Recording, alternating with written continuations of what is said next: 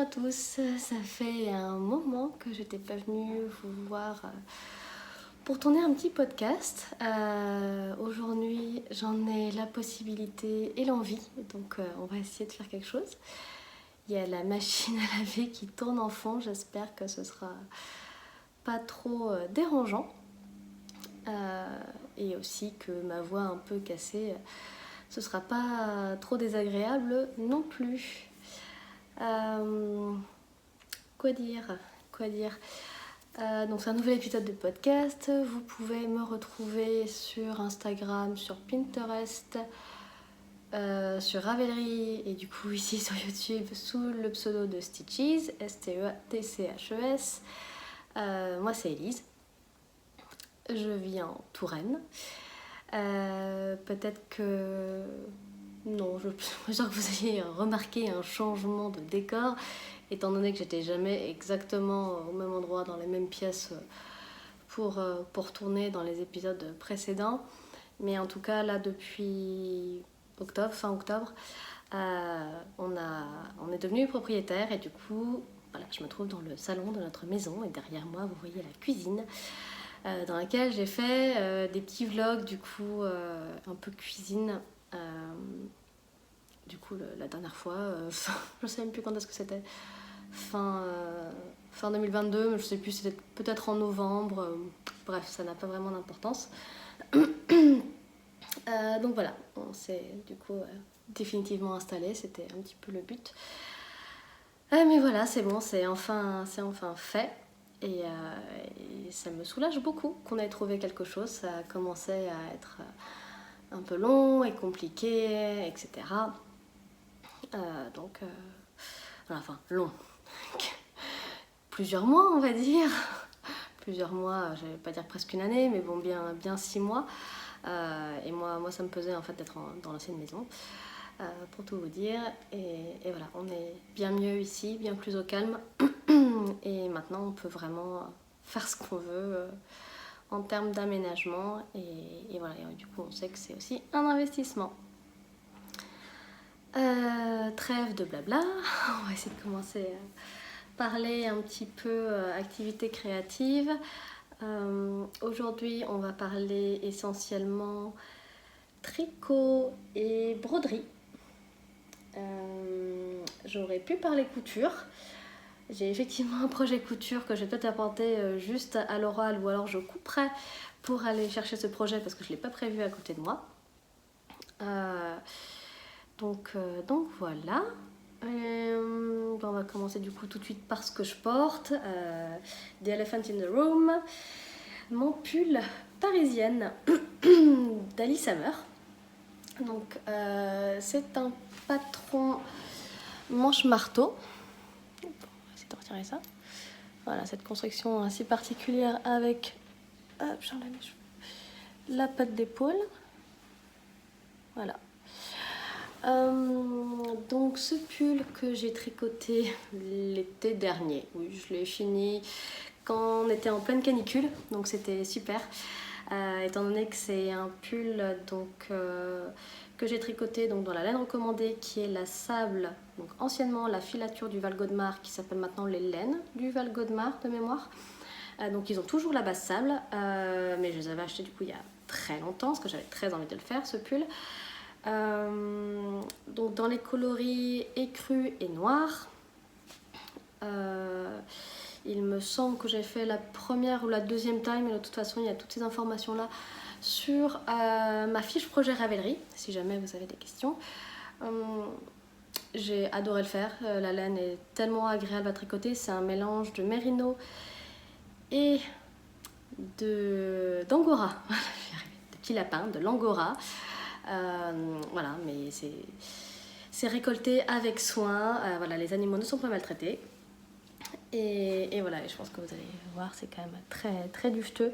Je ne l'ai pas encore rasé, je l'ai beaucoup porté là avec les fraîcheurs, les températures négatives et tout ce qu'on veut, les gelées. Alors effectivement, ça peluche un peu, mais c'est pas un signe de mauvaise qualité. C'est voilà, une laine qui est poilue, donc quand il y a beaucoup plus de poils en surface, forcément au niveau des zones de friction, il va y avoir des petites peluches qui se forment. Mais voilà, généralement après le premier ou peut-être deuxième rasage, il y en aura beaucoup moins, voire plus du tout. Ça va vraiment aussi dépendre du type de fibre qu'il y a dans la pelote utilisée, dans la laine utilisée. Donc là en l'occurrence, l'angora et le mérino.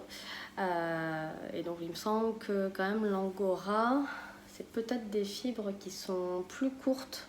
Je ne sais plus si entre l'angora et le mérino, quelle est les fibres plus courtes. Si vous le savez, n'hésitez pas à me le dire en commentaire, parce que c'est forcément des informations que je trouve intéressantes, mais là clairement je ne me suis pas du tout renseignée, parce que c'était pas le sujet de la vidéo. Voilà, donc ce pull qui est absolument confortable. Avec mon magnifique petit pins de Loli Lafay, donc son petit logo. Voilà, il est super agréable à tricoter, à porter. Je suis ravie de l'avoir enfin fait.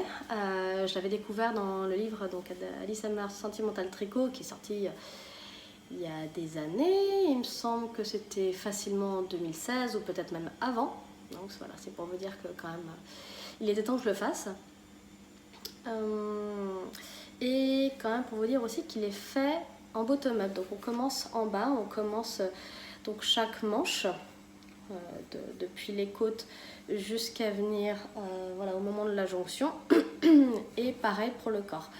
Je m'étais rendu compte, et voilà, en écoutant certains podcasts, en voyant certaines choses sur Instagram, je m'étais rendu compte que oui, les côtes 1-1 sont généralement plus jolies en fait quand on regarde l'envers du travail. Elles sont moins régulières sur l'endroit parce qu'on n'a pas la même tension entre les mailles en vert et les mailles en droit. Voilà, elles sont pas dégueu sur l'envers, mais voilà, moi je préférais effectivement l'aspect qu'elles avaient sur l'envers. Donc en fait j'ai fait les côtes, j'ai fait ça pour donc, les deux manches et le bas du corps. J'ai fait les côtes voilà, 1-1 normal pendant le nombre de tours recommandé. Et ensuite du coup j'ai retourné mon travail et en fait j'ai fait un rang on va dire avec un rang raccourci au début, un German short row, donc les rangs raccourcis à l'allemande. Je suis repartie en fait dans l'autre sens pour qu'effectivement on puisse voir sur l'endroit les côtes qui étaient initialement sur l'envers. Voilà, et après sinon j'ai continué comme indiqué dans le patron. J'ai pas fait de modification, voilà, hormis cette petite chose. Ah si, on va dire la seule petite modification que j'ai faite autrement, c'est le col. Normalement le col il me semble, Alice recommande quelques rangs, c'est pas très haut, il me semble que c'est plus court que ça. Et voilà, et de rabattre et basta. Et en fait, bah voilà, forcément ça fait un moment, c'est hyper la mode, on l'en voit partout, des cols doubles repliés. Donc je me suis dit, bon, il me restait de la laine, enfin j'en avais encore assez pour faire ça. Bon c'est bon, je tricote le col plus haut déjà parce que j'avais quand même envie qu'il soit peut-être un poil plus couvrant que ce qui était prévu au début. Et je me suis dit que j'allais le tenter de faire la couture à l'intérieur. Hop, du coup, une fois que j'ai eu fini de faire le nombre de centimètres ou de rangs que je voulais, j'ai donc laissé, je n'ai pas rabattu les mailles, j'ai laissé les mailles sur le câble en fait, et j'ai pris je crois 3 ou 4 fois la circonférence du col en termes de laine. J'ai coupé et après avec une aiguille à laine, je passais dans une maille du premier rang de côte et une maille et une maille qui était sur le câble, une maille dans le premier rang tricoté, etc. Et du coup ça a plié tout seul finalement le col double, et je trouve que le résultat est vraiment sympa. Il y a certains patrons qui proposent un rang envers en fait pour que la pliure soit plus nette. Là j'avoue que je ne l'ai pas fait, déjà j'avais un petit peu la flemme, hein. Quand on tricote des côtes en rond ça va tout seul, donc je ne l'ai pas fait, et franchement je trouve que le résultat est quand même très propre. Je suis désolée si je regarde par là. J'ai eu peur plusieurs fois de ne pas être en train d'enregistrer, comme ça peut m'arriver. Donc voilà pour ce premier projet. J'ai vraiment adoré le faire, je suis très très contente qu'il soit terminé, que je puisse le porter. Voilà, il était un petit peu long à faire, c'est une épaisseur quand même type DK, donc soit je l'ai fait en 4 ou en 4,5, mais pas beaucoup plus, il me semble pas. Bon, j'ai un doute maintenant, mais bref, c'est voilà, des aiguilles qui sont pas trop fines, pas trop grosses non plus, donc c'est quand même agréable à tricoter. Et voilà, je ne sais plus si Alice recommande un nombre de rangs ou un nombre de centimètres pour atteindre la mesure de la manche en fait. Parce que voilà, c'est entre guillemets un petit peu connu qu'elle peut faire des manches courtes sur ses patrons. Mais étant donné que je suis petite, j'ai fait vraiment ce qu'il y avait expliqué dans le patron et, et vous voyez en fait, c'est pas... Voilà, c'est pas des manches 3/4 et elle me couvre pas la main non plus. Moi j'aime bien effectivement quand je tends les bras avoir quand même les poignets, les mains dégagées. En fait, si j'ai vraiment froid, oui, je vais rentrer les mains comme ça, faire ma grand-mère. Mais sinon, non, je vais pas. J'aime bien effectivement limite mieux qu'on voit l'os du poignet et voilà. Et quand je portais une montre, je trouvais ça plus joli qu'on voit la montre. Voilà pour le premier tricot que je porte. Et le deuxième, sans surprise, ce sont des chaussettes que j'ai tricotées il y a très longtemps. Je les avais postées sur Instagram, mais je suis pas sûre d'en avoir déjà parlé dans le podcast. Mais c'est pas grave, du coup on va le faire. Ce sont les chaussettes Don't Panic Socks de H. Canyon Knits. Le fameux mot danois qui veut dire plein de choses à la fois, le H-Y-G-G-E.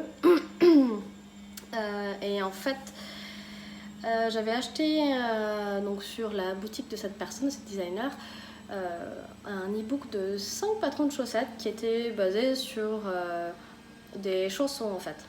J'avais trouvé le concept hyper sympa, je crois qu'elle avait fait une promo à ce moment-là, donc je me suis dit allez, allons-y.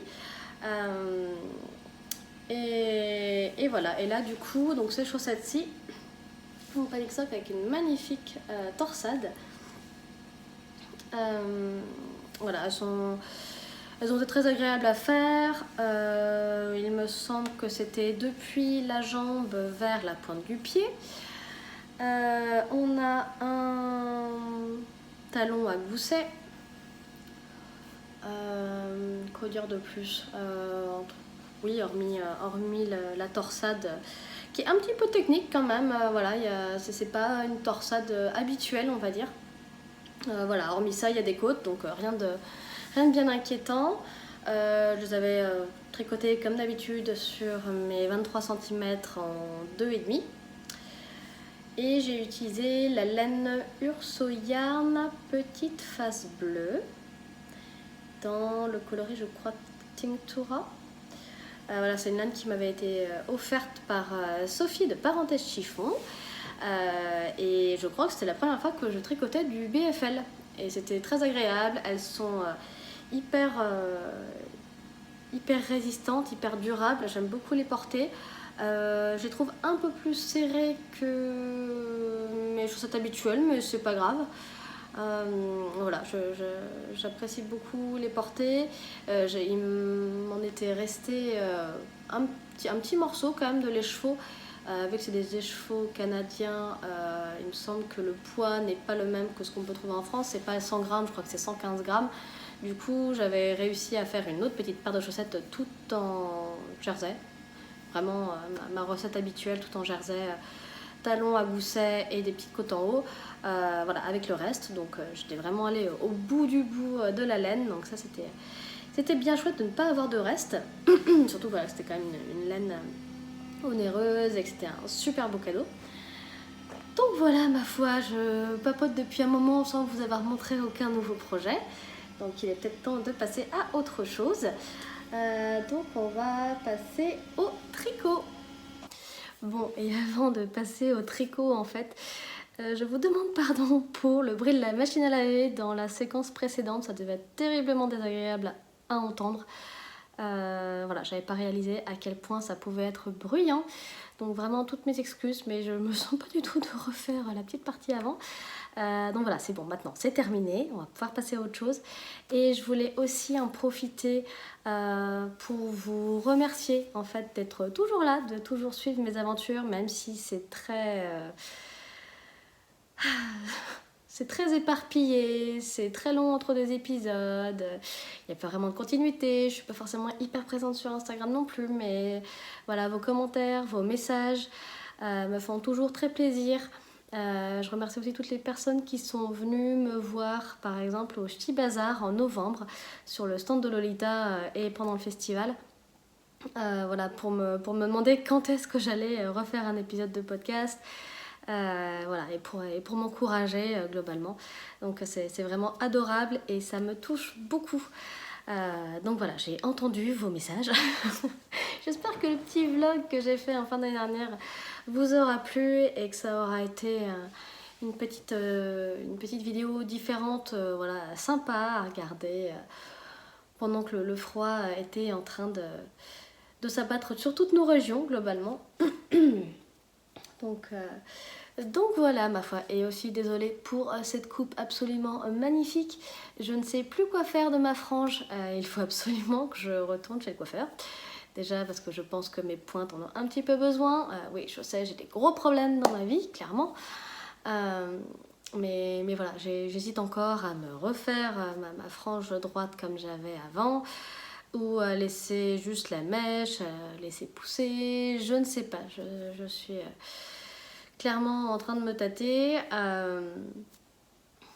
Et voilà, donc maintenant, c'est bon, on n'a plus de bruit de machine, on va pouvoir vraiment passer au tricot. Donc les projets finis, j'en ai du coup 5 à vous montrer, et il y en a un entre guillemets un peu bonus, voilà, dont je voulais vous parler parce que je me suis dit que ça pourrait peut-être vous plaire. Donc sans plus attendre, le premier que j'avais posté sur Instagram, c'est le gilet gaufrette de Loli la Fée. Excusez-moi, hop.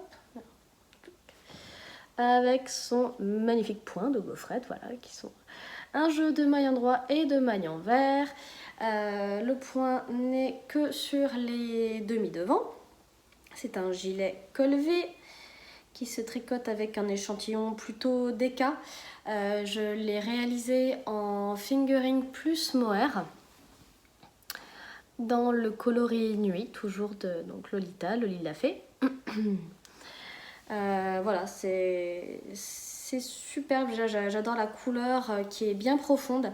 Je suis assez difficile et de plus en plus difficile avec les couleurs. Et particulièrement le bleu foncé. J'aime bien, voilà, quand c'est quelque chose de profond et voilà, qui a vraiment, on va dire, du caractère. Donc voilà. Pas de difficulté particulière sur ce gilet. Ça faisait très longtemps aussi que je l'avais dans ma bibliothèque. J'avais pas la laine pour, mais voilà, j'avais très envie de le faire, et voilà, depuis que Lolita a sorti ses laines, je me suis dit que c'était une évidence de le faire dans ses laines. Voilà, donc un gilet qui est peut-être pas, je dirais pas accessible tout à fait aux débutants. Voilà, étant donné qu'il faut se concentrer un petit peu pour faire le point. Faut savoir lire son tricot, faut savoir lire un diagramme. Voilà, si vous avez envie d'un challenge, je ne peux que vous le recommander. Mais voilà, Lolita et d'autres personnes ont des patrons plus simples si vous souhaitez vous lancer dans un premier tricot. Et surtout peut-être plus en rond que sur quelque chose avec des rangs en vert et en droit. Voilà, il y a un joli détail de maille glissée entre le devant et le dos. Voilà, qui sépare donc le motif en quadrillage du dos qui est en jersey. C'est un gilet en drop shoulders. Voilà, les épaules tombantes. Quoi dire de plus? On le tricote de haut en bas. On commence, je crois que c'est par le dos. On commence en montant le dos, voilà, toute la ligne de dos, là, toute l'encolure entre guillemets et les épaules. on doit travailler des rangs raccourcis de mémoire et après on vient relever les mailles sur les demi-devants et faire les augmentations du col V et voilà, globalement. Hein, on vient rejoindre le dos et les devants, oui, le dos et les devants. Sous les bras, voilà, après une certaine hauteur tricotée qui est mentionnée dans le patron. Voilà, et après on tricote jusqu'en bas, pas de souci. On finit par des côtes, je dirais que ce sont des côtes torse, ouais, elles sont plus nettes entre guillemets. Voilà, non, en plus magnifique vernis à ongles s'accorde avec cette laine, si c'est pas du professionnalisme pur et dur. Donc voilà, des côtes torse. Et donc une fois qu'on a fini ça, on vient relever les mailles pour les manches, tout le long de l'emmanchure. Et on tricote en jersey endroit, on fait des diminutions, voilà, tous les je ne sais combien. Et on finit encore par des petites côtes torse. Et on finit ce gilet en réalisant l'encolure. Donc là on vient relever tout le long du coup du devant, un des devants, puis le haut du dos, puis le deuxième devant. Et on tricote encore une fois tout en côte torse. Donc là c'est en aller-retour, donc il faut faire attention à faire les rangs envers en côte torse envers du coup. Mais voilà, c'est rien de bien méchant. Et comme toujours, moi sur les côtes 1-1 particulièrement, je rabats avec la technique du rabat élastique pour côte 1-1 de Alice Hammer. Elle a une fiche technique sur son blog, sur son site, illustrée par le loup blanc. Je trouve ça déjà magnifique. Et en plus, moi, je trouve qu'elle est très très propre. Voilà, ça n'avait pas de petites cordelettes, entre guillemets. J'aime pas vraiment ça. Le rabat classique pour des côtes, je trouve pas ça joli. Donc voilà, je fais toujours cette technique. C'est une technique qui ne se fait pas à l'aiguille, ça se fait en tricotant. Et ça aussi j'adore parce que je suis nulle pour estimer la quantité de laine nécessaire pour faire un rabat. Donc voilà, ça c'est dit. Quoi dire de plus? Du coup, je crois que c'était la première fois que je tricotais avec les laines de Lolita. Il me semble. Donc voilà, rien à dire de particulier. Son merino et son mohair sont top. Je pense que vous avez vu, voilà, son mohair est quand même bien poilu, bien agréable. J'ai aussi beaucoup porté ce gilet. Vous avez même la chance aujourd'hui de le voir juste le lendemain de son bain. Voilà, il est vraiment tout propre et très poilu. Et je vois que j'ai pas bien rentré les fils. C'est pas nouveau, mais bref. Voilà, c'est un super gilet que j'aime beaucoup, qui a une forme classique, qui va aller très très bien dans ma garde-robe, que je porte déjà énormément. Excusez-moi, je m'hydrate un petit peu avec un rooibos. Voilà, et du coup, je crois que je vous en avais déjà parlé dans le podcast précédent, comme quoi voilà, Lolita m'avait gentiment offert les laines, voilà, pour pouvoir faire un duo maman-fiston avec justement le modèle gaufrette, parce que du coup voilà, vous avez vu la version adulte femme, et là du coup Lolita un peu plus tôt dans l'année avait sorti le set gaufrette. Donc qui se compose d'un joli petit gilet raglant avec le point gaufrette, avec des bandes de boutonnage intégrées, voilà, manche raglante, qui se tricote aussi en épaisseur d'éca. Là c'est dans sa base diquée, je n'ai pas, non, ah si, j'ai le pote, sa merino diquée, hop, on peut voir focus mais c'est pas grave, je pense que vous connaissez. Voilà, coloris nuit encore une fois. Et en fait dans ce petit set là il y avait également un petit short, un petit bloomer en fait qui va avec une petite ceinture double pour passer un élastique, etc. Il y a une jolie petite finition en dents de chat pour les personnes qui ont envie de faire ça plutôt que des côtes. Il y a les deux options qui sont proposées. Excusez-moi, je vais me gratter un petit peu le nez. Mais voilà, et du coup j'avais fait ce gilet pour mon fils, je l'ai fait en 24 mois et finalement j'ai choisi de ne pas faire le bloomer parce que je me suis dit qu'au moment où il allait le mettre, il allait certainement faire très froid et que je ne me voyais pas juste lui mettre un petit collant sous bloomer. Je préférais qu'il porte ça avec voilà, un pantalon classique, un jean, j'en sais rien, un jogging, bref. Donc voilà. Encore une fois, c'est un petit patron hyper sympa. On a donc les mêmes caractéristiques. Le point de gaufrette a été revu pour être quand même plus adapté à un modèle enfant. Voilà, c'est une beaucoup plus petite taille. Donc si on avait gardé les mêmes tailles de losange, je pense que ça aurait été un peu étrange. Mais voilà, du coup, on a bien les raglan. Le point de losange, le point de gaufrette. Voilà, et la petite maille glissée du coup entre le devant et le dos. Il y a des diagrammes pour réaliser les augmentations raglan et avoir du coup aussi les comment dire, le motif en même temps en fait, pour justement pas avoir à réfléchir. Et c'est super chouette d'avoir ça en même temps.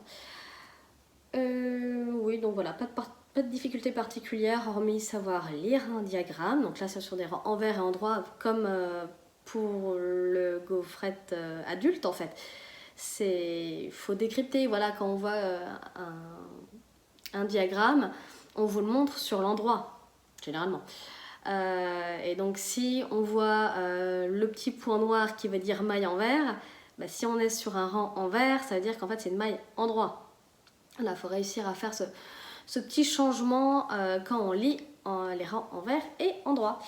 On voit que j'ai encore oublié de rentrer un petit fil, mais bon. Voilà, j'ai cousu les boutons en partie au Ch'ti Bazar. J'ai choisi donc les boutons carrés, alors je crois que du coup ça doit être les plus petits de Lolita, en coloris perle. J'avais envie d'avoir quelque chose de contrastant. Les boutons de nuit sont aussi magnifiques, mais je sais pas, je me suis dit que pour mon petit Archie, ce serait mignon d'avoir des boutons contrastants. Donc voilà, je l'ai fait. J'ai juste pas rentré les fils des boutons. Ils sont tous cousus. J'ai fait les petits nœuds, ils tiennent très bien, mais j'ai juste eu la flemme de rentrer les fils. Voilà, j'espère que la police des rentrages de fils ne passera pas par ici. Ensuite, un autre projet finalement en duo, et je m'attendais entre guillemets plus ou moins à le faire. Et voilà, et à la fois je ne me mettais pas de pression à ce propos. J'avais pris... je crois que c'est le coloris The Day After Tomorrow, du bruit des aiguilles. Voilà, qui était à la base un club basé sur une scène du Darjeeling Express. Et finalement, Anna, donc la teinturière derrière la marque Le Bruit des Aiguilles, avait décidé de faire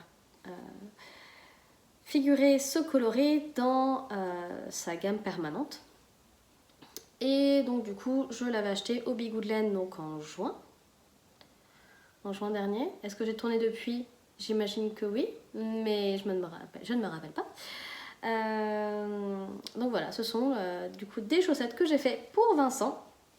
Voilà, je voulais lui ramener un petit souvenir et lui faire une nouvelle paire de chaussettes tricotées, parce qu'il les apprécie beaucoup, surtout par ce temps. Je fais toujours la même chose, c'est mes chaussettes à la vanille version moi. Je commence par la pointe avec un Turkish Caston. Alors je sais plus combien je monte de mailles. Peut-être 12. Ouais, peut-être 12, quelque chose comme ça. Voilà, je fais la pointe. Après, je monte jusqu'à 72 mailles de circonférence de pied. Je fais le gousset. Je fais le tournant du talon, le talon plat, le renfort de talon, pardon. Et après, une fois que c'est terminé, pouf, on continue pour finir toute la jambe. Vincent les aime très hautes, donc j'avais pris un écheveau de 100 grammes parce que voilà, je sais que j'ai largement de quoi faire quand je fais ça. C'est une pointure, je crois, 43. Ouais, 43. Donc voilà, il les apprécie beaucoup. C'est pas la base 85-15 pour une fois. Anna proposait également une base de BFL. Du coup, je me suis dit que ça changerait, que peut-être qu'il trouverait ça plus chaud, plus agréable, je ne sais pas. Du coup, je me suis dit, allez, on tente. Voilà, et je n'ai pas fait les côtes dans le contrastant. Pareil, c'est une requête de sa part. Il préfère quand les côtes sont aussi en rayure.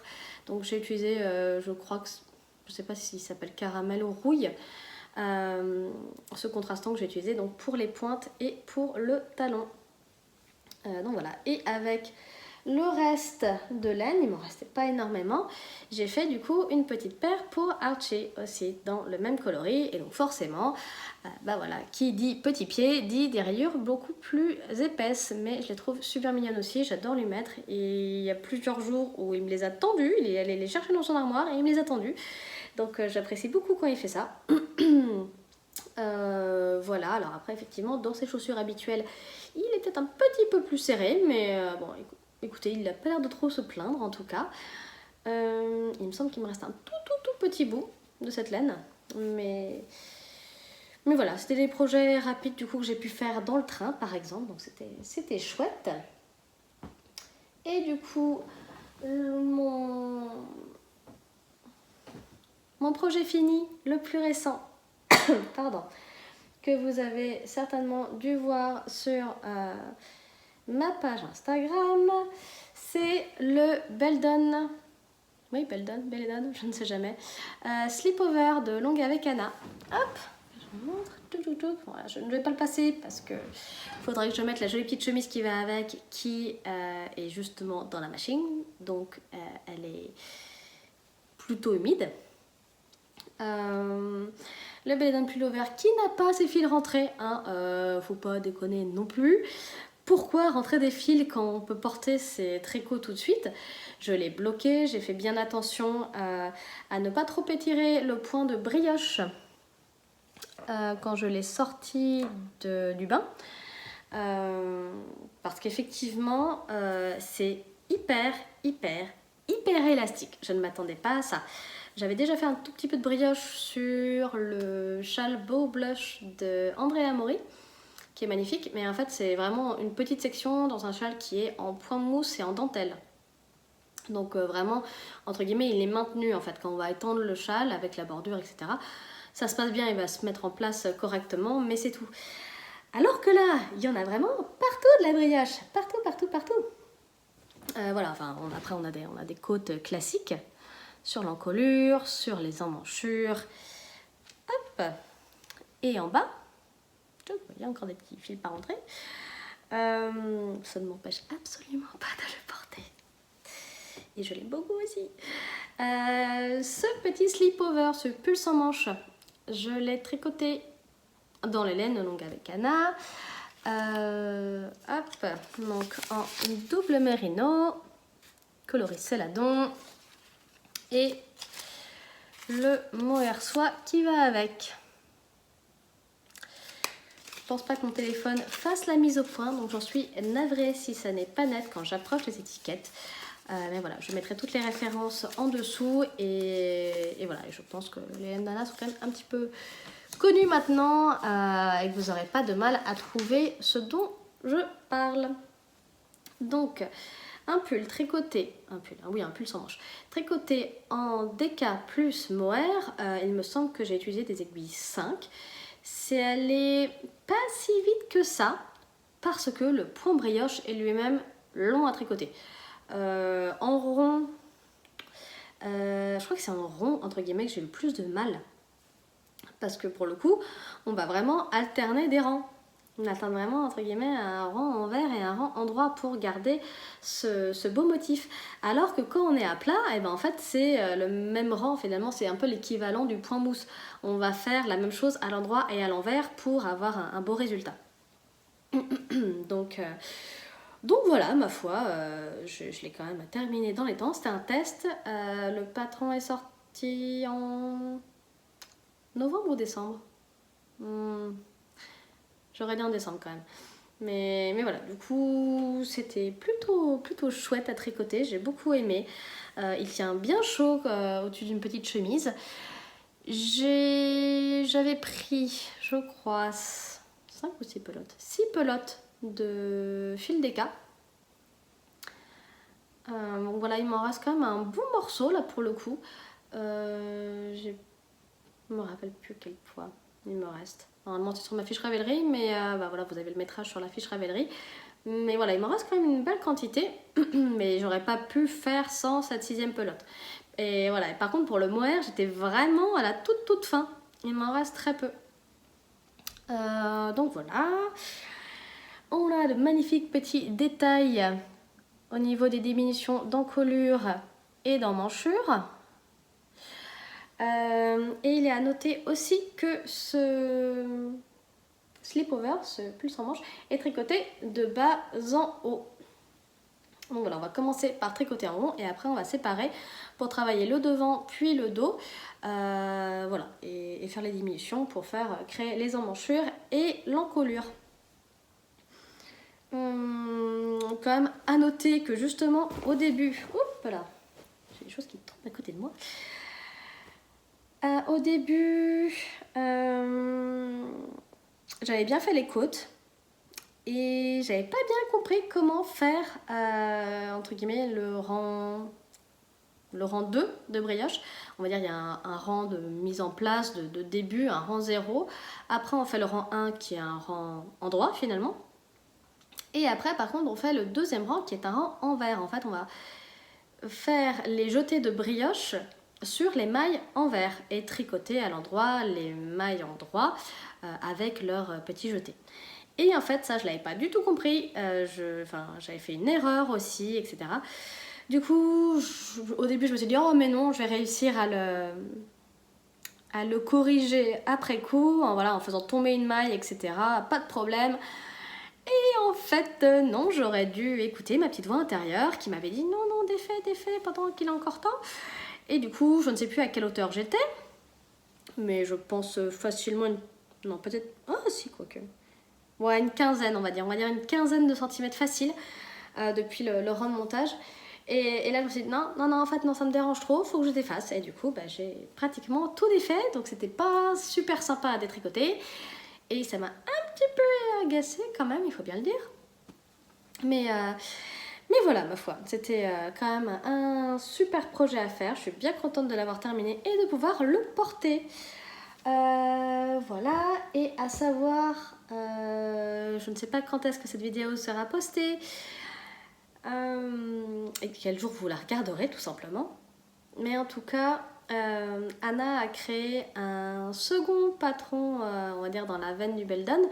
C'est le Beldon Jumper qui est un pull raglan, tout en brioche, donc corps et manches, et qui est crop, du coup qui est dans le même échantillon que comment on appelle ça, que ce pull sans manches, que ce slip-over. Donc voilà, c'est deux styles différents, mais voilà, dans les deux cas, c'est d'un point brioche. Il est aussi super sympa, il a l'air d'être hyper douillet. Donc on verra si un jour j'ai le temps, l'énergie et que j'ai fini tous les autres projets avant, peut-être que je le ferai. Voilà, ça c'était pour les projets terminés. Maintenant, les projets en cours. Je suis vraiment désolée avec cette mèche là, c'est vraiment n'importe quoi. Les projets en cours. J'en ai plusieurs. C'est étrange, hein. Je pense que vous vous en doutiez pas. Je sais pas si on peut dire que c'est celui que j'ai monté le plus récemment, mais en tout cas j'ai une paire de chaussettes, hein. Il y a toujours une paire de chaussettes qui traîne quelque part. Toujours mon patron de chaussettes à la vanille que je commence par la pointe avec un gousset, un talon renforcé et voilà, je vais finir après sur des côtes en contrastant. C'est le coloris Bière Hélène 2022 du bruit des aiguilles. J'avais pris un écheveau de 100 grammes avec le mini associé, le contrastant qui va avec, je ne sais plus, je ne trouve plus mes mots. Bref, et en fait, je sais que ma copine Agathe, Pixnit Agathe sur Instagram, est une grande fan, limite collectionneuse des coloris autorayants du Bruit des Aiguilles. Et donc du coup, je me suis dit que voilà, ce coloris-là, elle ne pourrait normalement pas l'avoir sur la boutique. Il me semble qu'Anna l'avait vraiment juste... pardon. L'avait juste teint pour le festival en septembre. Et voilà, s'il lui en restait, elle allait le mettre sur la boutique, mais qu'après, elle ne le reteindrait pas de façon à ce que ça reste dans sa gamme de permanent. Donc, je me suis dit que c'était l'occasion ou jamais. Je lui ai pris un écheveau de 100 grammes et en fait, j'ai proposé à Agathe qu'on se partage cet écheveau parce que voilà, je sais qu'elle fait une petite pointure, que généralement elle utilise seulement un écheveau de 50 grammes pour se faire une paire et moi largement aussi, même si généralement je prends des 100 grammes parce que je ne sais pas, je suis un peu bête. Et au final, du coup, je lui ai offert, entre guillemets, quand on s'est vu... quand est-ce que c'était? Ça devait être en octobre ou novembre, début novembre. Donc voilà, je lui ai offert les chevaux. Elle a tricoté sa paire. Elle a posté des super photos avec des petites bottines transparentes qui sont trop chouettes pour montrer nos magnifiques chaussettes tricotées. Et du coup, elle m'a rendu le reste de l'écheveau il n'y a pas très longtemps, avant les vacances de Noël. Donc voilà, j'en suis à la première chaussette. Là. J'ai le contrastant qui est caché au fond de la chaussette, ça fait un poids et comme ça la chaussette se tient. Je suis toujours en il y a 23 cm 2,5 mm. Je sais plus, je crois que je fais une circonférence de 56 mailles et ça me va très bien. Et voilà, et là il faut que je vérifie, mais je crois qu'il me reste encore un petit peu de marge avant d'arriver aux 25 grammes restants. Donc ça c'est super. Une petite paire de chaussettes de plus qui va bientôt arriver. Hop.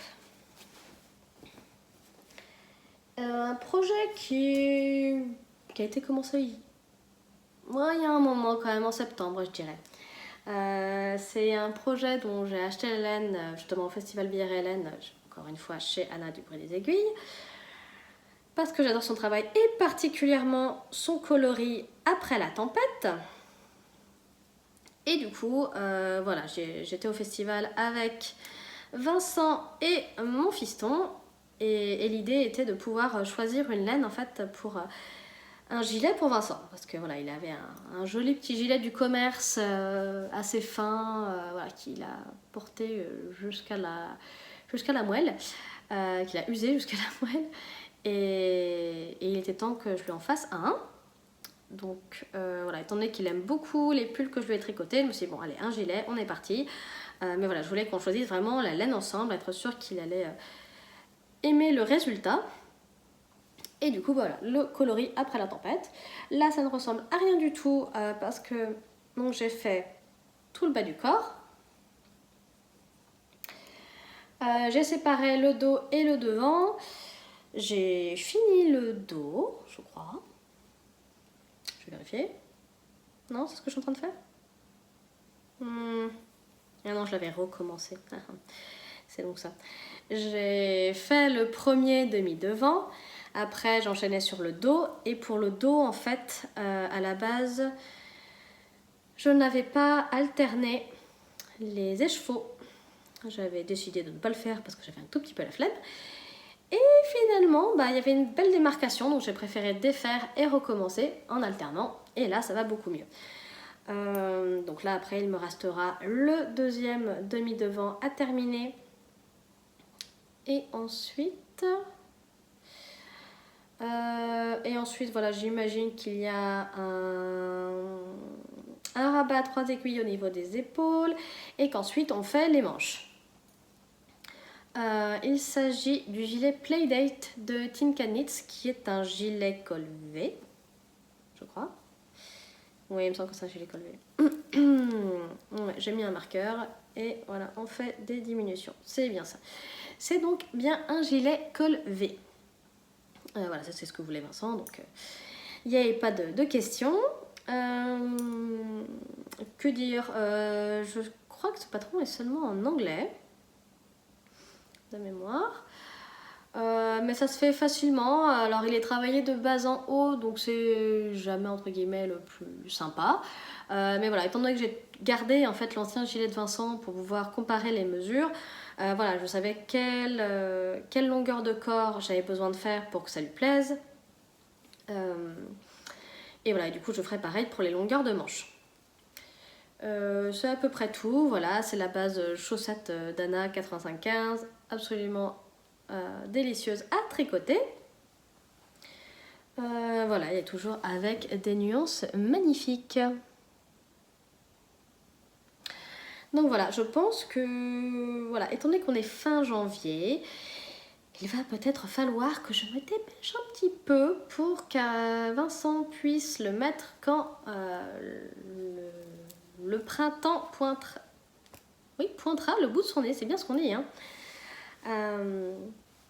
Donc voilà. J'ai acheté, je crois, 4 écheveaux. 4 ou 5. Parce que là, il m'en reste...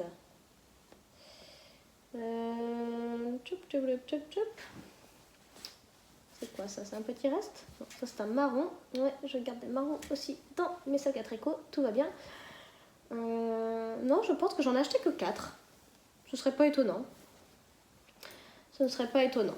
Vu le métrage, voilà, 400 mètres ou 100 grammes. On est pas mal. 4 x 4, 16, 1600 mètres. On est très bien. Donc voilà, ça c'était un autre projet en cours. Et j'ai encore 2 en cours à vous présenter. J'étais persuadée qu'il n'y en avait qu'un seul encore. Mais non, il en reste 2.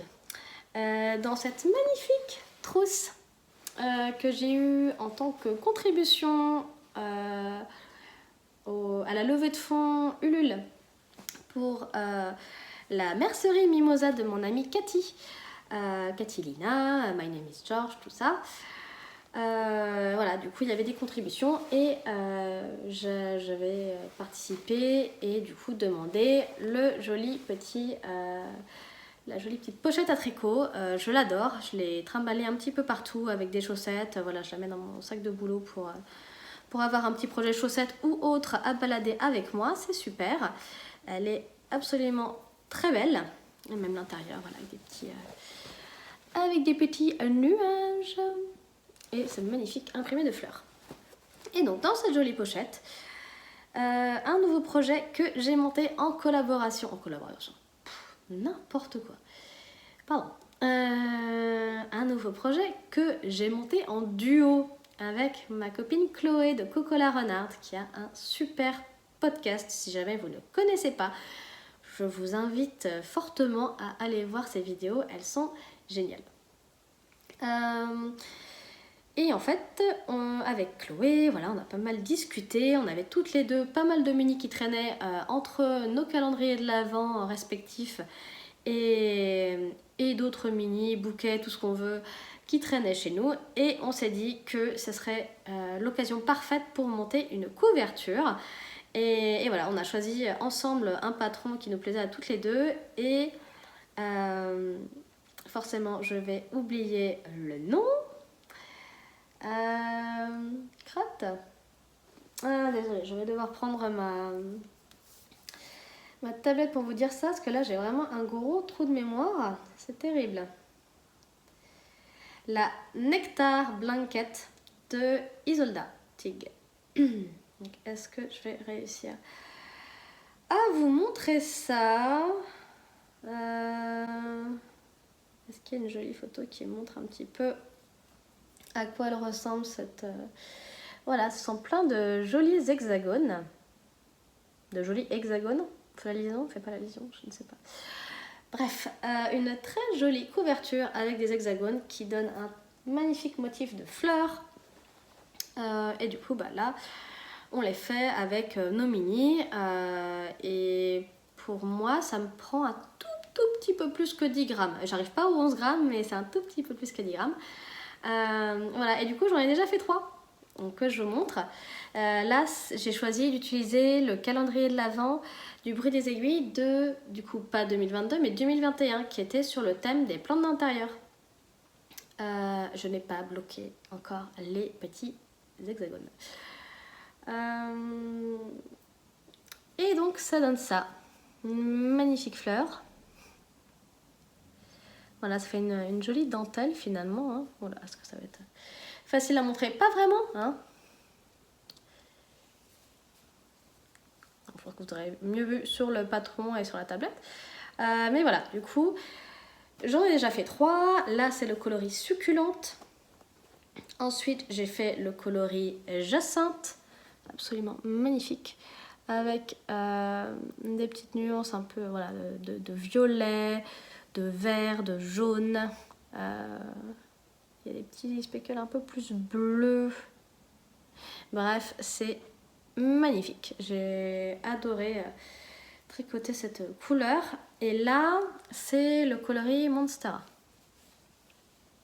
Pareil, sur du foncé, ça ne va pas hyper bien.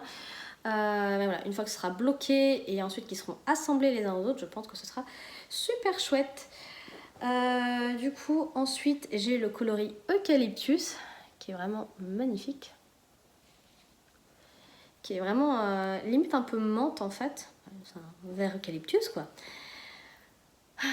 Et celui-ci qui est le coloris misère. Aussi absolument magnifique avec ses teintes de vert, de pourpre, de violet, voilà, presque un peu gris. Vraiment magnifique. Voilà, alors ce patron, on s'en est rendu compte une fois à avoir acheté le patron, parce que c'était pas dit avant, il me semble pas, qu'en fait il se fait normalement sur des aiguilles double pointe. Je ne travaille pas du tout avec des aiguilles double pointe, je ne sais pas m'en servir. Peut-être qu'un jour j'y arriverai, peut-être qu'un jour je passerai le cap et que j'en utiliserai. Mais aujourd'hui c'est pas le cas. Et les techniques de montage, donc en fait c'est les hexagones sont travaillés depuis le centre vers l'extérieur. Et en fait la technique de montage au centre, où on a très peu de mailles, il est proposé différentes techniques, soit une crochet, et les autres c'est principalement quand même des doubles pointes quoi. Et j'ai été un petit peu refroidie on va dire. Chloé m'a dit tout de suite ah mais c'est comme ça, enfin comme en crochet. Je fais bah moi je ne sais pas utiliser de crochet non plus, donc j'en ai un que j'ai piqué à ma maman il y a très longtemps mais que donc je n'ai toujours pas utilisé, je ne sais pas m'en servir, je sais pas, il y a un truc qui se passe. Et du coup c'est bon, faut bien que j'arrive à trouver une technique quand même pour monter ces fameuses quelques mailles. Et en regardant plusieurs vidéos sur YouTube, voilà, pour un montage invisible au centre, etc. J'ai trouvé une vidéo où effectivement il le faisait sur une aiguille circulaire. Donc heureusement j'ai trouvé cette vidéo et j'étais bien contente. Et depuis, enfin, voilà, je fais les hexagones sur des aiguilles circulaires et ils sont très faciles à faire. Facile, il faut suivre le diagramme, mais en soi c'est pas sorcier. Donc voilà, j'étais bien contente d'avoir réussi à trouver cette technique. Et voilà, et du coup j'ai quand même un paquet d'hexagones à faire. Elle propose différents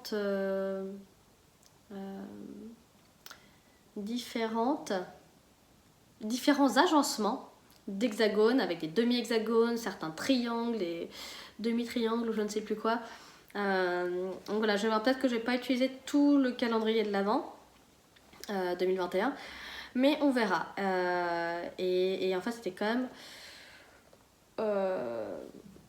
une bonne idée en fait finalement de le faire en duo avec Chloé, parce que ça va entre guillemets me forcer un petit peu à faire cette couverture, et puis franchement faire un hexagone ça va hyper vite, et en fait voilà, ça va éviter que il y ait quelque chose qui reste à hiberner en fait dans mon sac à projet, dans mon stash, dans mes tiroirs, parce qu'en fait j'avais commencé une couverture, donc dans l'ordre des couleurs quand on a ouvert ce calendrier de l'Avent en 2021. Et voilà, et même si les couleurs sont absolument magnifiques, Anna a encore fait un travail de dingue. Je suis fan de ce qu'elle a trouvé, l'inspiration qu'elle a pu avoir. Non mais regardez-moi ce rose. absolument magnifique avec ces petites teintes un peu de... Pareil, ça tire sur le violet, c'est... J'ai l'impression que ça fait presque métallique en fait comme couleur. C'est très étrange. Mais voilà, elle a encore fait un travail de qualité supérieure. Encore beaucoup d'inspiration, aussi bien pour les noms que pour les coloris. Et du coup, voilà, je vais quand même rendre hommage. Et puis, j'allais pas laisser 24 mini juste attendre dans mon stage, quoi. Et voilà, et du coup, j'avais fait ça. Ce modèle, c'est la Advent... Non, je sais même pas si c'est une Advent. C'est Habitation Throw. C'est un modèle de couverture qu'il y a beaucoup de gens qui ont fait. Voilà, c'est du point mousse avec des jetés, hein, rien de bien compliqué. Et puis voilà, en fait, si on veut le faire d'une seule couleur ou avec un fade ou je ne sais rien, on peut, c'est tout à fait faisable. Mais voilà, au début, je m'étais dit, bah voilà, je vais mettre que 10 grammes de chaque couleur et essayer de me faire une grosse couverture. Et je sais plus. En fait, au bout d'un moment, voilà, j'avais tricoté, je crois, 12 couleurs. 9, 10. Et oui, j'en ai tricoté 2 déjà. Oui, donc j'en avais déjà tricoté 12, donc la moitié du calendrier. Et je sais pas, il y a quelque chose qui me donnait plus envie, qui me laissait un petit peu... j'étais plus du tout sûre de mon choix. Et heureusement que j'en ai parlé avec Chloé, parce que je pense que sinon je l'aurais juste laissé de côté. Et j'aurais attendu, je ne sais pas, que mort s'en suive. Mais en tout cas, voilà, maintenant je sais que je vais avoir une magnifique couverture avec des petits hexagones en dentelle. Donc on va faire ça ensemble. Et hop, pour le dernier projet en tricot, c'est un test que j'ai commencé en décembre. Je ne sais plus quand est-ce que je me suis inscrite. Et voilà, c'est... Hop. Alors, où est l'avant, où est l'arrière? On est comme ça. C'est le pull Fusilli. Je ne sais pas si je peux le dire un peu à l'italienne ou quoi. Mais voilà, il s'agit du pull, d'un pull réalisé, designé, créé par Alice Hammer. Voilà. Est-ce que je suis bien du bon côté? Oui, c'est bon. Voilà, qui est entièrement en torsade. Voilà, si vous me connaissez un petit peu, vous savez que j'adore les torsades. C'est un petit peu mon péché mignon. J'essaie de ne pas en mettre partout. Voilà, et je sais que je tricote aussi beaucoup d'autres choses, mais vraiment le travail des torsades, j'adore ça. Je trouve ça absolument magnifique. Et alors là, sur ce pull, je trouve que la coupe est absolument parfaite. Je fais, je crois, la taille 90 pour mon 86 de tour de poitrine. Voilà, il est un petit peu ajusté, mais rien de bien méchant. C'est un tricot qui se travaille aussi en bottom-up, donc depuis le bas vers le haut. On commence avec des côtes de 2. Ensuite, voilà, on a tout un diagramme à suivre pour le devant. On sépare le devant du dos. Ce sont des manches montées. Oui, ce sont des manches montées. Voilà, on fait des diminutions pour les emmanchures. Ensuite, on va faire les diminutions pour l'encolure. Voilà, on va tricoter le dos aussi en faisant les diminutions. On fait l'encolure qui est un petit peu montante, voilà, mais qui est très jolie. Et ensuite, on vient faire les manches qui sont aussi tout en torsade, avec du coup des diminutions en dessous. Tchouk. Des diminutions en dessous. Voilà, donc je suis dans la deuxième manche et je suis à court de Merino Fingering. Donc je vais attendre gentiment que Lolita puisse m'envoyer un reste. Il me manque vraiment pas grand chose. Je pense qu'il me reste 15-20 grammes maximum de fingering pour finir le pull. Mais voilà, du coup, comme vous l'avez peut-être compris, je fais ce pull dans les laines de Lolita, coloris Errad. Donc on est en mohair soie et Merino Fingering. Pour avoir le bon échantillon sur ce patron, je suis montée en aiguille 5 et il est loin d'être ajouré. Donc voilà, ma foi, ça suit son cours. J'attends cette fin de pelote et on sera bien. Et on sera bien. Et j'en profite pour vous montrer mon magnifique marqueur de progrès. Oula, est-ce que ça va bien vouloir que ce soit pas trop lumineux quand même? Ouais. Mon magnifique marqueur de progrès qui m'a été offert par Fanny Bru, l'atelier de Kelixen. Voilà, elle sait que je suis une grande fan de lapin, du coup elle m'a offert ce magnifique marqueur lapin et elle m'en avait offert d'ailleurs un deuxième aussi quand on s'est vu à Bigouden. Et encore merci Fanny. Donc voilà, donc ce patron il doit sortir mi-février. Donc voilà, je devrais, je pense, largement avoir la fin de pelote pour finir la manche d'ici là. Je mettrai le turbo et ça se passera bien. Voilà, et j'en profite pour vous montrer mon magnifique nouveau sac à projet de chez Bobine de Fil Aiguille. Voilà, que j'ai réussi à avoir au Ch'ti Bazar pendant une petite pause. Voilà, magnifique tissu. J'aime beaucoup les petits détails. C'est vraiment super chouette.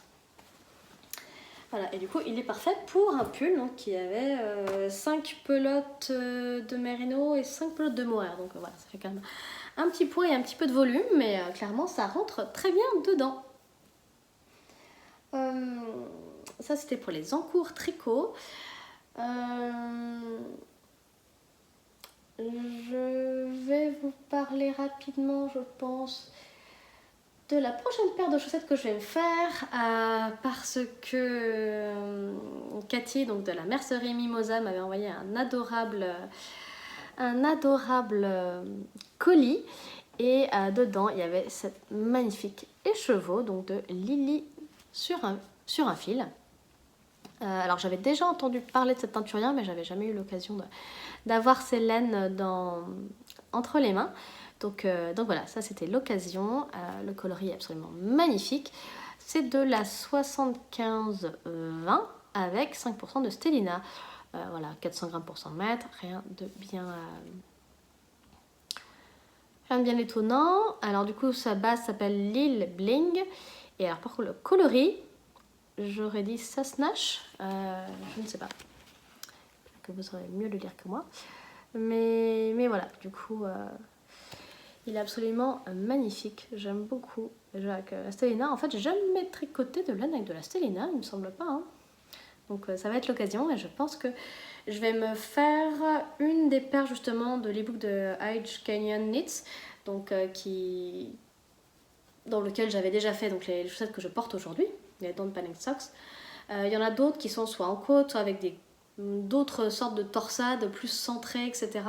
Je vais voir, mais ça me tente bien de faire une paire avec cette laine là, de voir jusqu'où je vais et avec le reste, si j'arrive à me faire des sockets, ce serait le top du top parce que voilà, je suis en amour des sockets. J'ai découvert entre guillemets les sockets tricotés cet été. J'ai ma copine Anna Minimalist Knitting qui m'avait offert une pelote de langue yarn, alors je crois que c'était la silk wool, quelque chose comme ça, donc un mélange de laine et de soie dans un très joli coloris rose. Et en fait je me suis fait des chaussettes basses parce qu'effectivement je savais pas trop si j'allais avoir assez de métrage pour les faire un peu plus hautes, et finalement je me suis dit que c'était l'occasion de tester, donc j'ai vraiment fait ma chaussette habituelle. Et après une fois que le talon était fini, j'ai juste fait quelques rangs en jersey en fait pour que ça roulotte, et c'était la hauteur parfaite pour mettre avec mes petites baskets là, mes Converse. Donc c'était super chouette, et là je viens de m'acheter des petites bottines et je me dis que ça pourrait être chouette aussi d'avoir des sockets dedans, quitte à faire un petit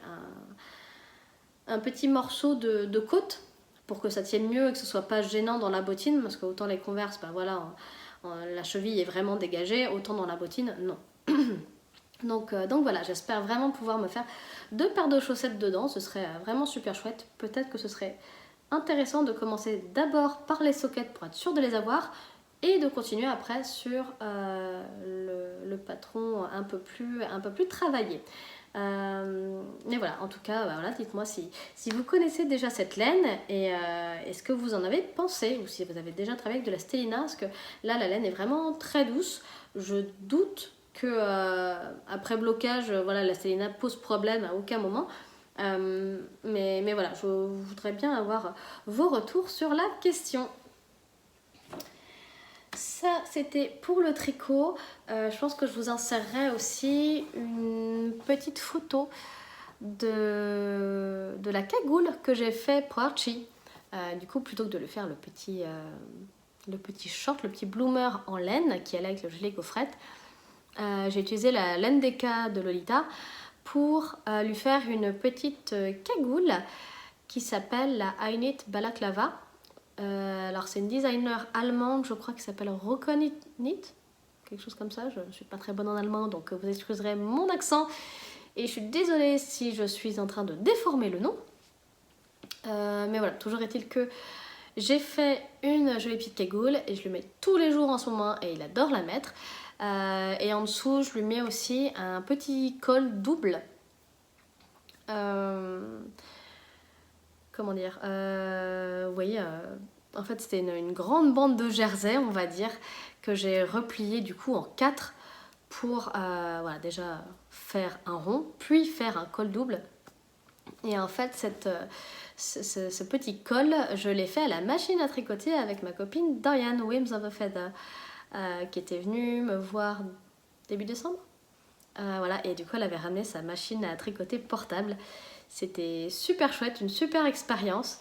Archie a donc eu droit à un magnifique col tricoté donc dans cette laine. Vous n'allez pas forcément voir, il y a un petit peu de duvet mais pas plus que ça ne voit pas énormément à la caméra. Mais c'est globalement alors une base, il me semble, alpaga sock. Donc alpaga, mérino, nylon. Donc bien résistante et fine. Et en fait, du coup, c'était le seul fil que j'avais vraiment qui pouvait convenir pour la machine à tricoter. Et du coup, il a un petit col comme ça, hyper doux contre la peau et bien chaud. Et voilà, je lui ai fait une petite couture à la main après avoir tricoté à la machine, mais c'était vraiment pas grand chose. J'ai mis un petit peu de temps à le faire parce que je suis une feignasse, hein, qu'on se le dise. Mais voilà, du coup, je vous mettrai des petites photos de ces réalisations en plus. Mais voilà, c'était vraiment chouette et je suis contente qu'Archie ait quelque chose de chaud à se mettre autour du cou, surtout en ce moment. Du coup, ouais, c'est tout pour le tricot. On va, je pense, pouvoir passer à la broderie.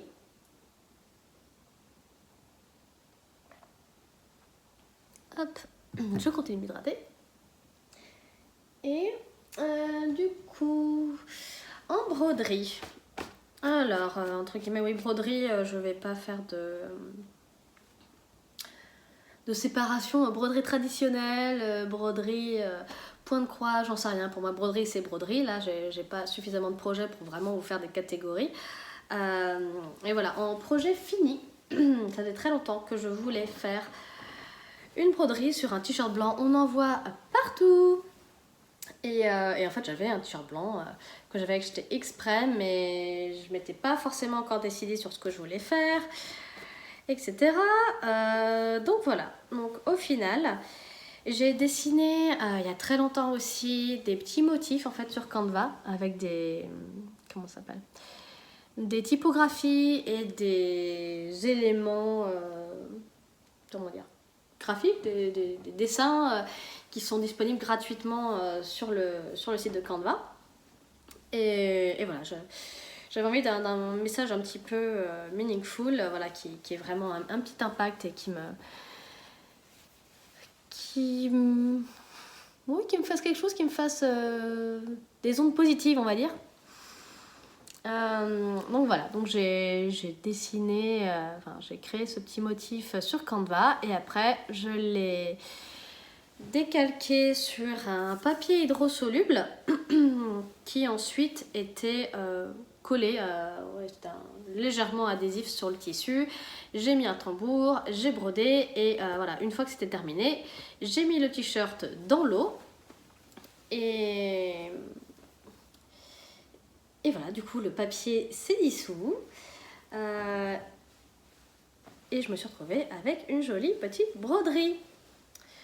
Je viens de réaliser qu'il y a peut-être un fil que je pourrais couper. Ce serait peut-être pas mal.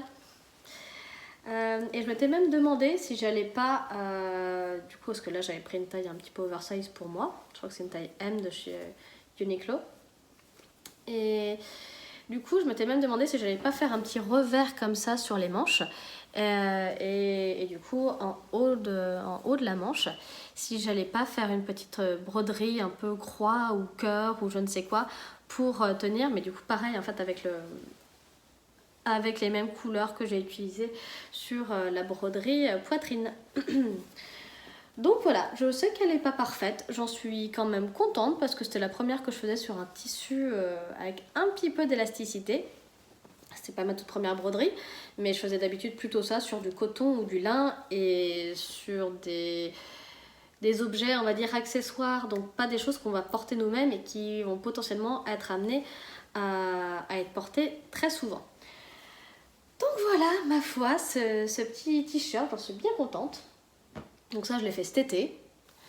Encore une fois, j'ai un gros doute sur le fait que je vous l'ai montré ou pas. Enfin, c'est sûr, j'ai posté une photo, mais après en vidéo, j'en ai vraiment aucune idée. J'en suis désolée si je radote. En tout cas, pour continuer, broderie. Là, cette fois-ci, c'est un encours. En septembre, je crois. Ouais, septembre, fin d'été. Je suis tombée dans Rose et Belle de Laine. J'ai découvert son compte, sa chaîne YouTube et j'ai regardé beaucoup de vidéos de sa chaîne. Je l'ai suivie pendant tout l'octobre. Là, je viens de la suivre pendant tout le mois de janvier avec les extraits de Rose. C'est vraiment super, elle est hyper inspirante et puis c'est chouette, je trouve aussi qu'elle nous emmène, voilà, que ce soit la cuisine, le jardin, ses différentes activités créatives, que ce soit la couture, le tricot, le crochet, la broderie. Elle est vraiment très entière, on va dire. Elle aime énormément partager. Donc voilà, enfin, j'aime beaucoup son univers et j'aime beaucoup aussi le fait qu'elle soit très dans l'esprit british. Voilà, ça me fait bien marrer. Et du coup, grâce à elle, j'ai découvert le travail de Fabienne Un Petit Fil, qui est une créatrice de, je pense, patron de point de croix, je pense qu'on peut le dire, et c'est aussi une teinturière de fil à broder. Et du coup, apparemment, elle l'avait déjà fait, je crois, en 2021, et là, elle a réitéré en 2022. Elle a proposé un stitch-along, un sale, donc brodé ensemble, où en fait on va découvrir petit à petit des éléments de la broderie. Donc moi je me suis permis d'acheter le kit directement sur sa boutique, mais si on a tout ce qu'il faut à la maison, on peut aussi voilà, juste prendre les indices et faire à sa sauce. Et donc, le premier indice, c'était toute la bordure, tout le cadre en fait, tout ce que vous voyez en blanc, là, tous les encadrés, c'était ça le premier indice. Deuxième indice, il me semble que c'était donc le cœur et le sapin. Le troisième, ça devait être cette petite couronne et la petite broderie avec les oiseaux, que j'ai pas tout à fait terminée. Voilà, et du coup il m'en reste encore un petit peu, mais voilà, c'est un travail de longue haleine et j'ai pas envie de juste me stresser. Voilà, je veux juste apprécier ce moment de broderie, de point de croix, de point compté, je crois, on peut même dire. Voilà, j'en ai fait quand j'étais plus jeune. J'ai fait du canevas, du canevas quand j'étais vraiment beaucoup plus jeune. Et après, j'ai refait un petit peu de point compté. Quand j'étais au lycée, ce qui me semble qu'on était à Colmar, donc oui, ça devait être au lycée. J'en ai refait avec ma mère et ma soeur. Et ensuite, je sais plus quand est-ce que c'était, j'en avais commencé une avec des mésanges sur une branche. Je sais que je l'ai encore quelque part dans la maison, je l'ai rangée, je sais qu'elle est quelque part. Et j'avais acheté sur une brocante et j'aimerais tellement la finir maintenant. Je me dis que c'est trop bête de l'avoir laissé attendre si longtemps. Mais voilà. Donc là, ce que vous voyez, donc les jolies fleurs, vous voyez les différentes teintes de rouge et même dans le vert du sapin, dans le tronc, le marron, voilà cette espèce de petit gris. Et ben en fait, sachez qu'il s'agit d'un seul fil. Donc Fabienne qui teint ses fils elle-même, voilà, du coup c'est comme les teinturières de laine finalement. Et voilà, du coup on voit toutes ces jolies nuances. Donc quand on brode en fait, on prend un fil mais on va avoir toutes ces jolies nuances qui vont venir petit à petit. Et là du coup dans le kit qu'elle avait créé, c'est la couleur rubis. Il y avait 2 kits, donc soit rubis soit parme. Donc voilà, une sorte de violet, voilà, parme. Voilà, et du coup tous les éléments qu'il a sont en rouge dans ma broderie, mon point de croix, sont en parme, voilà, pour les personnes qui ont choisi cette couleur là. Donc voilà, ça... Oula, il a été un petit peu plié, j'en suis bien désolée. Mais voilà, du coup en recevant mon petit colis, donc avec la toile et les fils, donc voilà, j'avais cette jolie petite carte avec tous les coloris utilisés. Il y a même des petites perles, ça je trouve ça génial, des petites pampilles. C'est vraiment super chouette. Voilà, et pareil, que je vous montre, chocolat.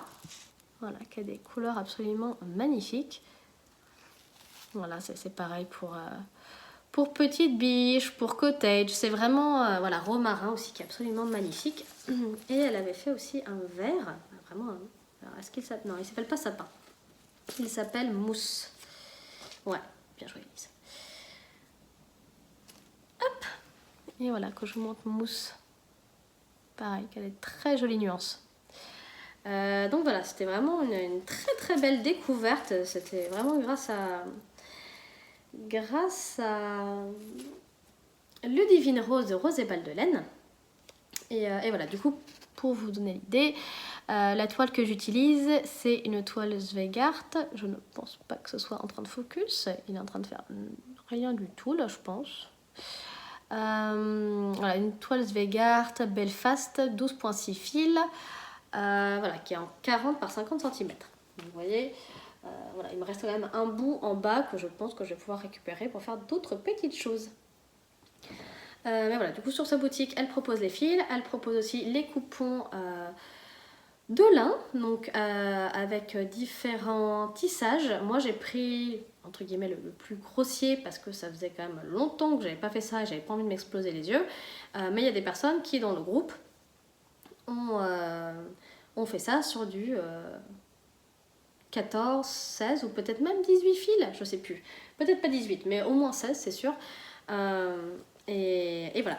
Et donc sachez qu'en fait, donc, tous les indices sont encore aujourd'hui disponibles gratuitement sur le blog Un Petit Fil et sur le groupe privé Un Petit Fil sur Facebook, le Cozy Winter SAL, donc Stitch Along.